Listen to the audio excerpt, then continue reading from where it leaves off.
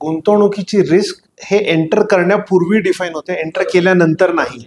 आधीच बघावं लागेल. मी समुद्रात उडी मारल्यावर त्याच्यात रिस्क काय आता हे विचार करून उपयोग नाही, कारण की मला तिथे शार्क पण भेटणार आहे आणि वेल पण भेटणार आहे. त्याच्यामुळे मी उडी मारताना विचार करायला पाहिजे की मला ते झेपणार आहे का. त्याच्यामुळे पहिला आपलं स्विमिंग पूल मधली तयारी करून घेणं गरजेचं. स्विमिंग पूलची तयारी पक्की झाली त्याच्यानंतर समुद्रात उडी मारायची तयारी करणे. रिस्क कमी करायची कशी? पहिला तर मी अजून पण म्हणेल की रिटेल इन्व्हेस्टरांनी डायरेक्ट इन्व्हेस्टमेंट्स फार काळजीपूर्वक करावी, शक्यतो करूच नये. जर तुमचा पोर्टफोलिओ कदाचित 10 लाखाच्या खालचा जर असेल तुमची इन्व्हेस्टमेंट, तर तुम्ही डिरेक्टली करू नका अंटिल की तुम्हाला त्याच्यावरती खरीच ग्रीप चांगली आहे. कारण की काय होतं, जेव्हा तुमची इन्व्हेस्टमेंट छोटी असते, कदाचित तुमचा पोर्टफोलिओ 10-15% किंवा 12% रिटर्न जरी दिला तर तुम्हाला ते जॉय मिळणार नाही, त्यात खुशी मिळणार नाहीये. कारण की तुमची तिकीट साईज समजा 10 लाखाची इन्व्हेस्टमेंट आहे आणि तुम्हाला FD वरती 8% मिळत आहेत आणि स्टॉक मार्केटमधून साधारणतः 12% तुम्ही ॲव्हरेज आउट करू शकता. तुम्हाला तो जॉय मिळणार नाहीये, कारण की 40,000 रुपये जास्त मिळालेत. टेक्निकली स्पीकिंग FD ठेवलंच तर 80 मिळाले, इथून 21 मिळाले. तुम्हाला त्याची खुशी नाही मिळत. खुशी कधी दिसते? जेव्हा तो आकडा बेसिक व्हॅल्यूचा जो आहे तो मोठा होतो. त्याच्यामुळे पहिला तुम्ही काय करायला पाहिजे, म्युच्युअल फंड, SIP, NPS ह्या थ्रू तुमचा पोर्टफोलिओ तुम्ही बिल्ड करायला पाहिजे. एक साइजेबल पोर्टफोलिओ तुमचा झाला, तुम्हाला रिस्क लक्षात आले, तुम्हाला त्याची व्होलॅटिलिटी लक्षात आली, त्याच्यानंतर सेकंड स्टेप इज ETF. आपण पहिला डिस्कस केल्यासारखं ETFs मध्ये तुम्ही इन्व्हेस्ट करा. तुम्ही तिथे थोडंसं स्मार्ट झाले, तिथं तुम्हाला हँड्स ऑन एक्सपिरियन्स आलं, तेवढ्यापर्यंत एक 7-8 वर्ष निघतात. तुम्हाला पण ग्रीप यायला लागते मार्केटची की मार्केट कसं चालतं. Then you go into direct stock investments. Direct स्टॉक्समध्ये पण पहिला first step should be large caps. 2-3 वर्ष त्याचा अनुभव घ्या. Then you go to the mid caps, त्याचा अनुभव घ्या. Then you go to the small caps. Step wise करणं गरजेचं आहे. जर आपण डायरेक्ट जम्प करायला गेलो तर आपण त्यात कोसळून पडण्याचीही त्यात शक्यता आहे. आणि स्टॉक मार्केट इतका डेंजरस फील्ड आहे, जर तुम्ही नेग्लिजन्स ठेवलं तर you can get wiped off. Accident होण्याची शक्यता आहे. आणि ह्याच्यामध्ये अजून एक फार चांगला पॉईंट आहे. वॉरेन बफेट जो जगातल्या सर्वश्रेष्ठ इन्व्हेस्टर आपण त्यांना म्हणूया, त्यांनी सुरुवात केली होती साधारणतः 11 त्यांचं वय होतं, त्यांनी तेव्हा इन्व्हेस्टमेंट सुरू केली. आज ते कदाचित 85-90 प्लस आहेत. त्यांचा करिअरच एवढा मोठा झालाय, त्याच्यामुळे त्यांचा कंपाऊंडिंग इफेक्ट फार मोठा आलाय.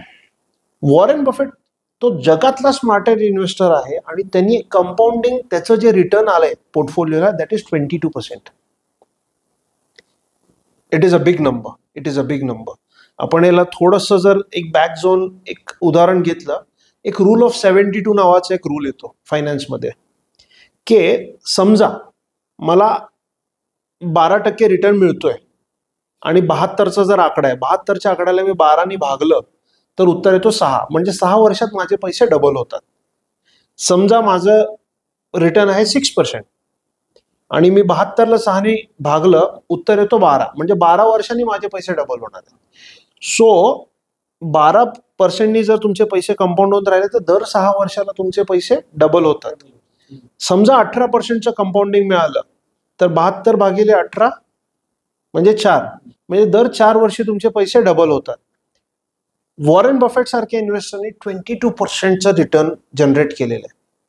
आणि त्याच कंपॅरिझन मध्ये जर तुम्ही एका साध्या तिथल्या ETF मध्ये, म्हणजे तिथला जो इंडेक्स होता, जसं भारतात निफ्टी आहे तिथे S&P आहे म्हणा किंवा नॅसडॅक म्हणा, तर तिथे जर इन्व्हेस्ट केलं असतं तर ॲव्हरेजली तुम्हाला 19% रिटर्न मिळालं असतं, विच इज व्हेरी ह्यूज.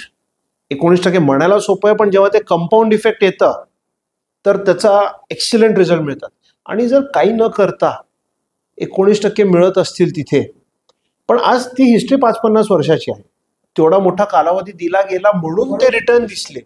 आपण असं म्हणू शकत नाही मी आज इन्व्हेस्ट केलं 5 वर्षात 19% का नाही मिळाले, तसं होऊ शकत नाही. कारण की मार्केट एक महत्व आहे आणि मार्केट्स जो चालतो एक अनुभव इंडियन मार्केटचा किंवा जागतिक मार्केटचा एका 8-10 वर्षाच्या सायकलमध्ये मार्केट चालतं.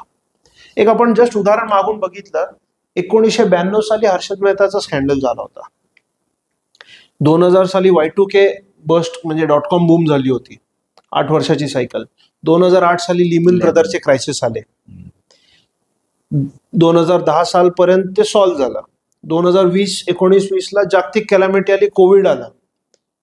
एव्हरी 8 इयर्स काही ना काहीतरी सायंटिफिक नाही आहे, पण एक कल पॅटर्न दिसतोय. दिसतोय. आता त्याला सायन्स काहीच नाहीये. कोण असं पिन पॉईंट ठेवून म्हणू शकत नाही की 2028ला काय होणार आहे. नेसेसरी नाही आहे, पण असं एक जनरल ट्रेंड आहे की काहीतरी फ्लक्च्युएशन होतं. त्याच्यामुळे आपल्याला रिस्क आपली मॅनेजमेंट करताना थोडंसं केअरफुल व्हायला पाहिजे. मार्केटच्या टॉपमध्ये एकदम लमसम इन्व्हेस्टमेंट करू नये. आपण थोडी थोडी थोडी दर महिना तुमच्या जे पण बजेटमध्ये बसत असेल दर महिना तुम्ही इन्व्हेस्ट करा. मग तुम्ही दर महिन्यात समजा एखाद इन्व्हेस्टरचं सेट असेल की मला 10,000 रुपये गुंतवायचे, तर तो 10,000ची SIP घेऊ शकतो, 10,000 रुपयाचे स्टॉक्स घेऊ शकतो. स्टॉकमध्ये पण SIP करता येते. आजच्या घडीला टेक्नॉलॉजी ब्रोकर्सकडे इतके स्ट्रॉंग झालेले की तुम्ही त्यांना जर सांगितलं तर स्टँडिंग इन्स्ट्रक्शन्स लावून टाकतील की मला हे 5 शेअर प्रत्येक महिन्याचे या तारखेला घ्यायचे, तर ते ऑटोमॅटिक तुमच्या खात्यात पैसे डेबिट होतील आणि तुमच्या खात्यात ते शेअर क्रेडिट होऊन जातील. कारण की जेव्हा तुम्ही लॉंग टर्म विजन ठेवता, हे सगळ्या गोष्टींना आपल्याला प्राधान्य देणं फार गरजेचं आहे. प्लॅनिंग एक्स्ट्रीमली नेसेसरी आहे.